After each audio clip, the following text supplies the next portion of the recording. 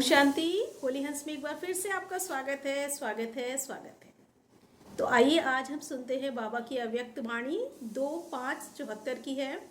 अब बाप समान सर्वगुण संपन्न बनो।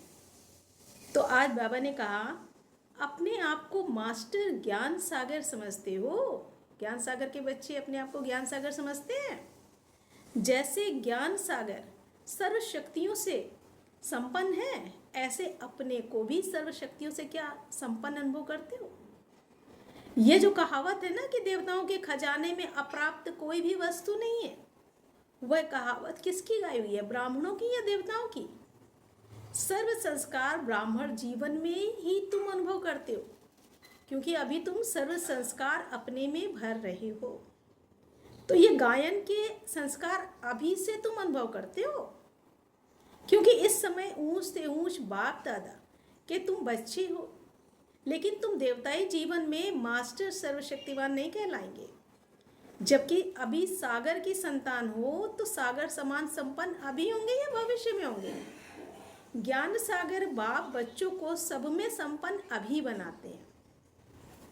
तभी लास्ट स्टेज का गायन किया जाता है कि सर्वगुण संपन्न, 16 कला संपूर्ण, संपूर्ण निर्विकारी, संपूर्ण अहिंसक। महिमा भी सबके साथ संपन्न व संपूर्ण शब्द है। यह संपन्नपन का वर्षा बाप द्वारा इस ब्राह्मण जीवन में ही मिलता है। अब अपने वर्षे के अधिकारी हो या बनना है? बन गए हो या बनना है? अभी जब से बाप के बने तब से वर्षे के अधिकारी बने। वर्षा क्या है? क्या वर्षे में सर्व प्राप्ति व सर्व का अखुट खजाना अनुभव करते हो? जब वर्षे के अधिकारी हैं तो अधिकारी की निशानी क्या होगी? अधिकारी बाप समान सदा कल्याणकारी, रहमदिल, महाज्ञानी, गुणदानी, बाप का हर संकल्प, हर बोल, हर कर्म द्वारा साक्षात्कार कराने वाला, साक्षात बाप समान होगा। तो ये गुण किसके हैं? जो बाप के साथी हैं, बाप के सहयोगी हैं, बाप समान बनने का पुरुषार्थ कर रहे हैं। तो ऐसे अधिकारी का गायन है कि उसके जीवन में अप्राप्त कोई वस्तु नहीं है। जो सर्व में संपन्न होता है उसकी आंख व बुद्धि कोई किसी तरफ नहीं डूबती है। वह सदा रूहानी नजर में रहते हैं। अनेक व्यर्थ संकल्पों व अनेक तरफ बुद्धि व दृष्टि जाने से परे, सर्व फिक्रों से फारिग और अपने बाप द्वारा मिले हुए खजानों में सदा रमण करता रहता है। उनको दूसरा कोई अन्य संकल्प करने की फुर्सत ही नहीं रहती है, क्योंकि बाप द्वारा मिले हुए खजानों को स्वयं के प्रति व सर्व आत्माओं के प्रति बांटने व धारण करने में बहुत बिजी रहता है। सबसे बड़े से बड़ा धंधा, सबसे बड़े से बड़ा दान या सबसे बड़े से बड़ा पुण्य जो भी कहो वह यही है, ज्ञान दान। इतने श्रेष्ठ कार्य व श्रेष्ठ दान पुण्य को छोड़कर और क्या करेंगे? क्या फुर्सत मिलती है? जो कि अन्य छोटे छोटे व्यर्थ कार्य करने का संकल्प भी आवे या कार्य समाप्त कर लिया है, क्या इसलिए फुर्सत है? समाप्त नहीं किया तो फिर फुर्सत कहाँ से आती है? इतने बड़े कार्य में बिजी रहने वाले फिर गुड़ियों के खेल में क्या कोई एम ऑब्जेक्ट होती है? क्या कोई रिजल्ट निकलता है? इतने बड़े आदमी होकर हर कदम में पद्मों की कमाई जमा करने वाले और ऐसी गुड़ियों का खेल खेले तो क्या इनको महान समझदार कहेंगे? व्यर्थ संकल्प गुड़ियों का ही तो खेल है। अभी तक भी ऐसे बचपने के संस्कार हैं क्या?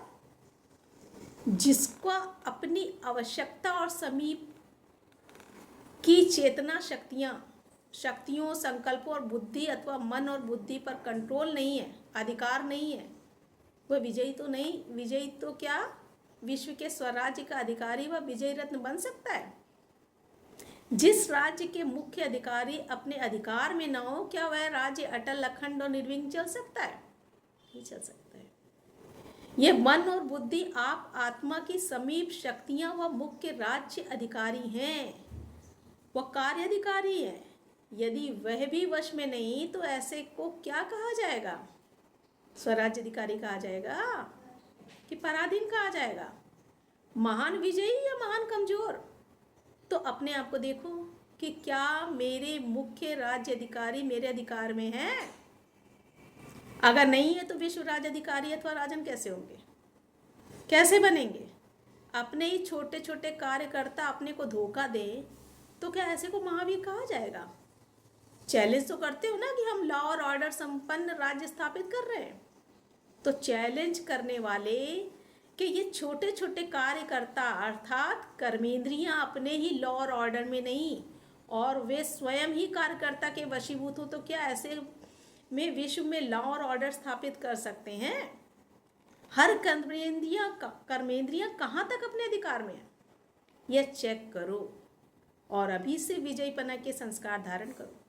बाप दादा का नाम वाला करने वाले ही बाप समान संपन्न होते हैं। अच्छा, ऐसे इशारे से समझने वाले, हर कार्यकर्ता को अपने इशारे पर चलाने वाले, हर आत्मा को बाप की तरफ इशारा देने वाले, सदा अपने अधिकार को अनुभव में लाने वाले, सदा संपन्न और सदा विजयी, ऐसे समझदार बच्चों को बाप दादा का याद प्यार और गुड नाइट और नमस्ते। हम रूहानी बच्चों की रूहानी बाप दादा को याद प्यार, नमस्ते नमस्ते नमस्ते। थैंक यू बाबा, शुक्रिया बाबा। आज बाबा ने मुरली में मुख्य सार क्या सुनाया? बाप के वर्षे के अधिकार की निशानी बाप समान सदा कल्याणकारी, रहम दिल, महाज्ञानी, गुणदानी, बाप का हर संकल्प, बोल और कर्म द्वारा साक्षात्कार कराने वाले साक्षात बाप समान होगा। अच्छा, ओम शांति।